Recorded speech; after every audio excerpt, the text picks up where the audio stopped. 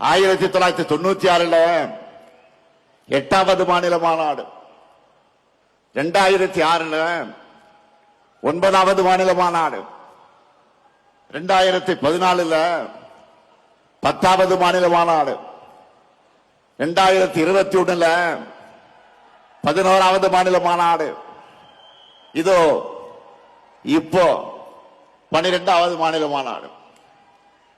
ஈரோடு தந்த பகுத்தறிவு பிரபலம் தந்தை பெரியார் மாளிகை கட்டி வாழ்ந்தது இதே திருச்சியில்தான். தனித்தனி இயக்கம் நடத்திய போதும் கொள்கையால் ஒருபோதும் பிரியாத தந்தை பெரியாரும் பேரறிஞர் அண்ணாவும் வெவ்வேறு வழக்குகளில் ஒரே சிறையில் இருந்தது இதே திருச்சியில்தான்.